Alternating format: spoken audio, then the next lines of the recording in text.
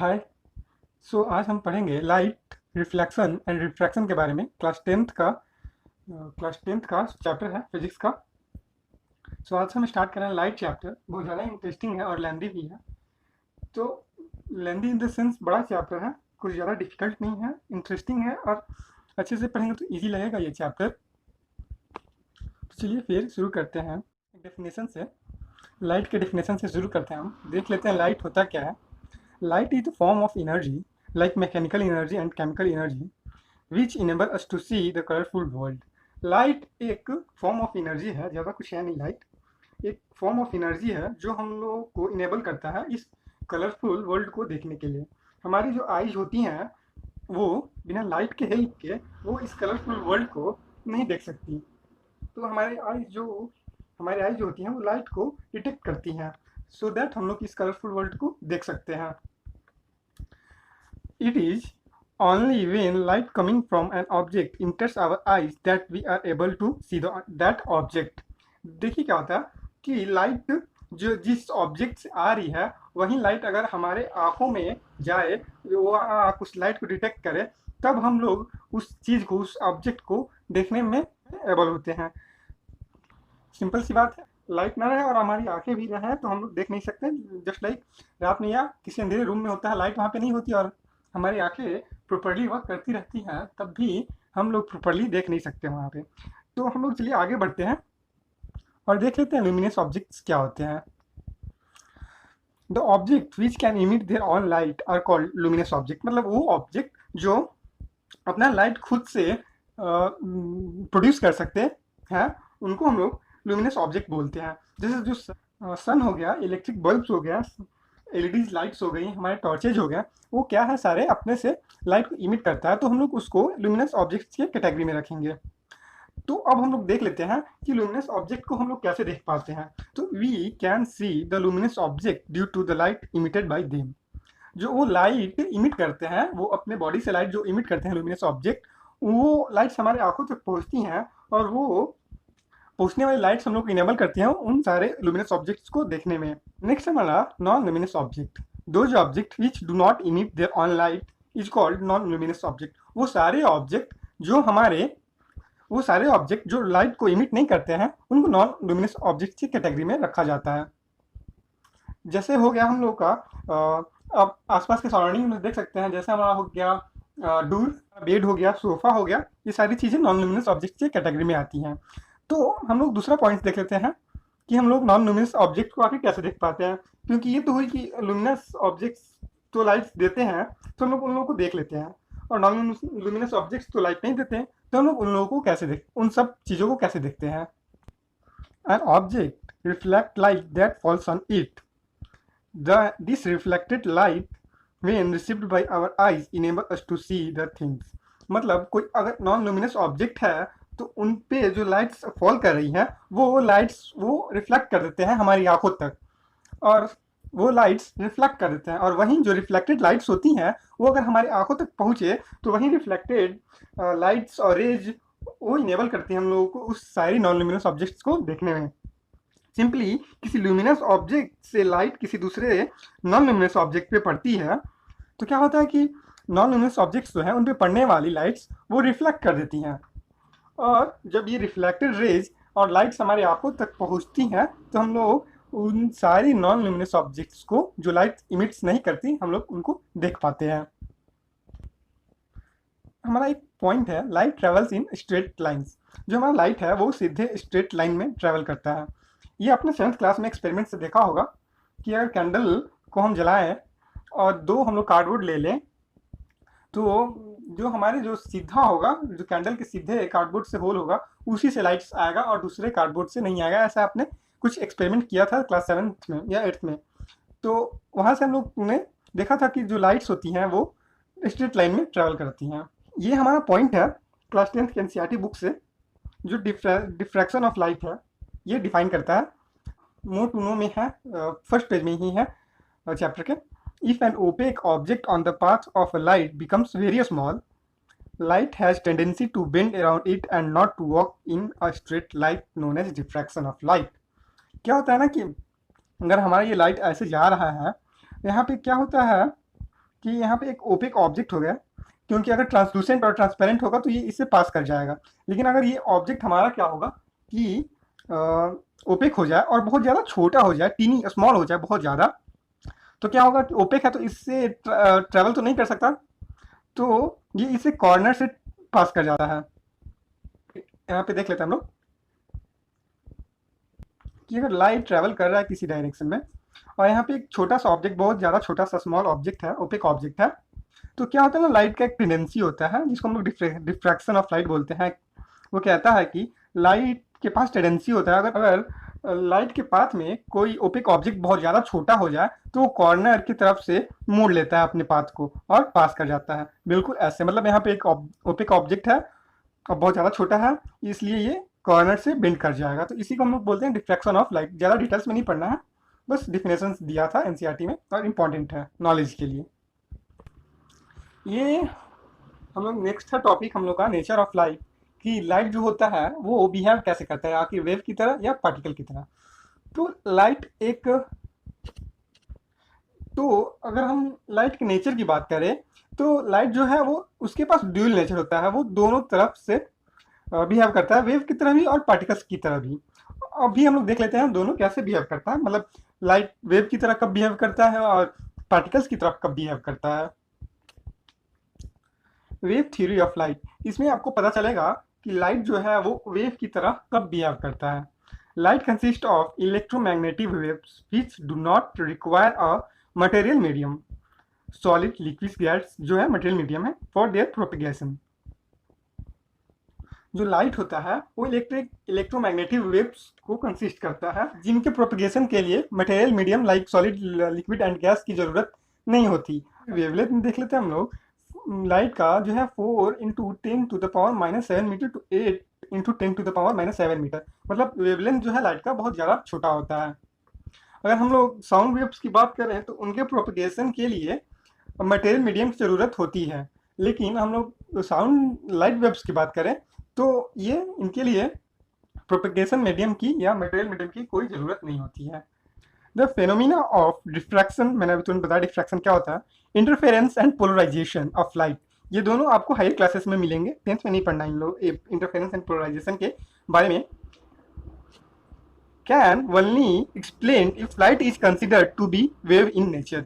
ये जो diffraction, interference और पोलराइजेशन जो फिनोमिना है लाइट्स के, इनको हम तभी एक्सप्लेन कर सकते हैं जब हम लाइट को वेव नेचर से देखें।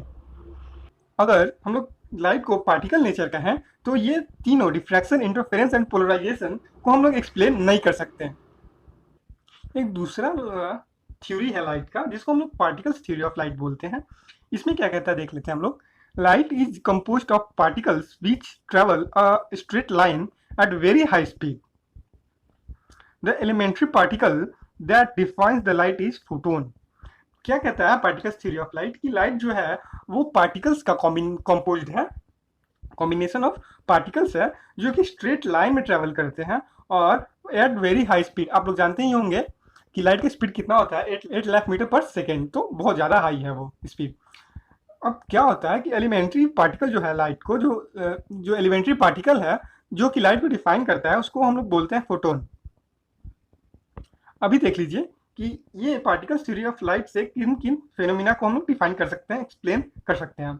The phenomena of refraction of light and the casting of shadows, यानी जो लाइट शैडोज बनाता है ना, उनको हम लोग कास्टिंग ऑफ शैडोज बोलते हैं। तो casting of shadows of object by light can be explain only if light is thought to be made of particles. जो है reflection, refraction and casting of shadows, ये तीनों फेनोमेना को हम लोग तभी एक्सप्लेन कर सकते हैं जब हम लाइट को पार्टिकल्स मेंशन करें। अभी तो हम लोग ने दोनों लाइट के दोनों थ्योरीज को पढ़ लिया। तो अभी आप लोगों ने देखा कि यहाँ पर बहुत ज़्यादा इंटेंस कॉन्फ्लिक्ट है कि अगर हम लोग वेव थ्योरीज को लें तो हम लोग ये reflection, refraction and casting of shadows को नहीं डिफाइन कर सकते, और पार्टिकल्स थ्योरी को लें तो हम लोग ये डिफ्रैक्शन, इंटरफेरेंस एंड पोलराइजेशन को डिफाइन नहीं कर सकते। तो अब क्या था कि जरूरत थी एक तीसरे लॉ की जो इन दोनों लॉज को कंबाइन कर सके। अब हमारा आता है तीसरा और लास्ट थ्योरी ऑफ लाइट जिसको हम लोग बोलते हैं क्वांटम थ्योरी।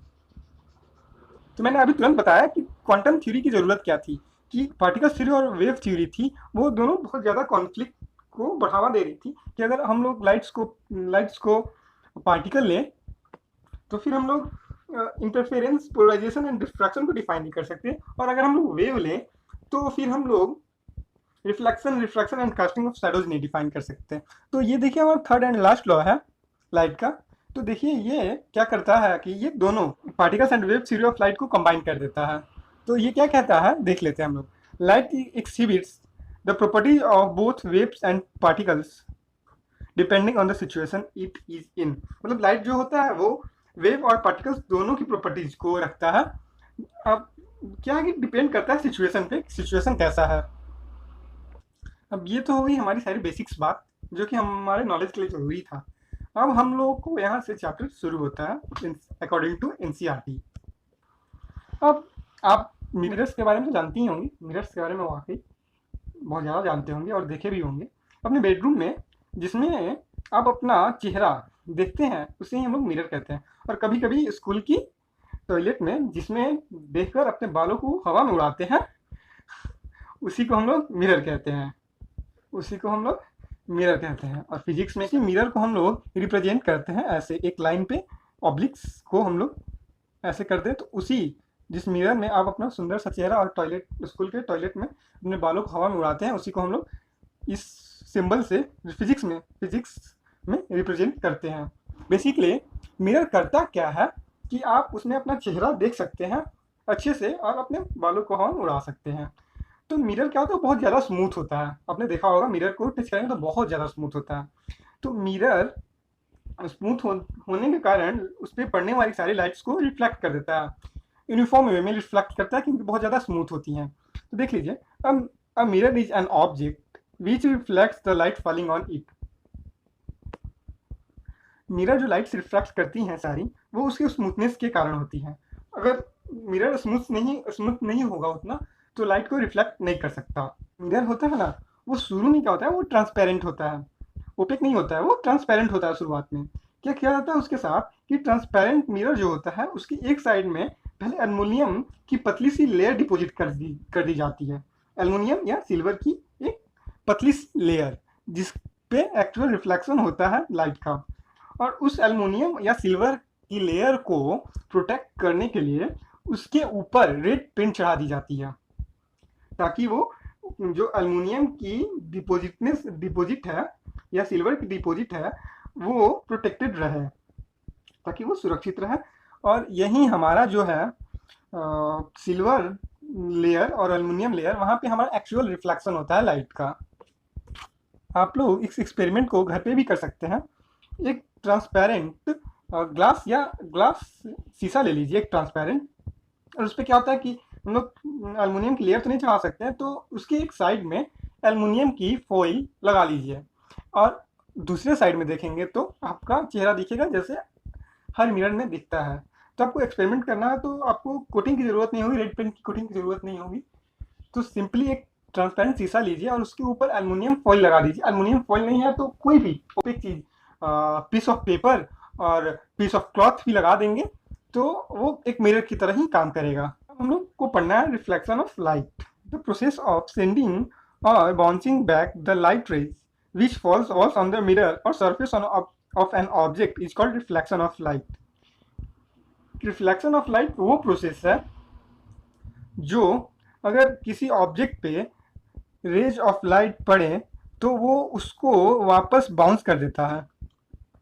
ये लाइट्स आई इस ऑब्जेक्ट पे और ये बाउंस कर दिया, तो इस प्रोसेस को हम लोग बोलेंगे रिफ्लेक्शन। क्लियर है? रिफ्लेक्शन सिंपली कुछ नहीं होता, कोई ऑब्जेक्ट या कोई मिरर पर लाइट रेज आए और ये मिरर या ऑब्जेक्ट उस लाइट को रिफ्लेक्ट कर दे या बाउंस बैक कर दे या सेंड बैक कर दे, तो उसी प्रोसेस को हम लोग बोलते हैं रिफ्लेक्शन। तो अब क्लियर हो गया होगा शायद। In our diagrams a plane mirror is represented by a straight line having a number of short oblique line on one side। ये बिल्कुल ये वाला एक स्ट्रेट लाइन होगा और छोटे छोटे बहुत सारे ऑब्लिक्स होंगे उसी पर। तो ये representation of plane mirror in diagrams है, बिल्कुल इस तरह का। ठीक है, अभी हम लोग को देखना है ray of light and beam of light. तो हम लोग सबसे पहले रे ऑफ लाइट को पहले देख लेते हैं। द स्ट्रेट लाइन और path on which light is travelled, मतलब वो स्ट्रेट लाइन और पाथ जिस पे लाइट ने ट्रेवल किया है उसको हम लोग बोलते हैं रे ऑफ लाइट। उसको हम लोग इस तरह से रिप्रेजेंट करते हैं, the direction in which head of arrow represent is the direction of light. मतलब ये जो एरो है वो जिस डायरेक्शन में रिप्रेजेंट करेगा वो वही लाइट का वही डायरेक्शन होगा। मतलब लाइट इस डायरेक्शन में जा रहा है तो हम लोग एरो को इस तरह से करेंगे। लाइट अगर ऊपर की तरफ जा रहा है तो हम लोग इस तरह से इसको रिप्रेजेंट करेंगे। तो हम लोग आगे बढ़ते हैं बीम ऑफ लाइट की तरफ। The group of various rays of light in same direction constitute beam of light. जब बहुत सारे group of rays of light जब एक ही डायरेक्शन में जाएं तो उनको हम लोग बोलते हैं बीम ऑफ लाइट।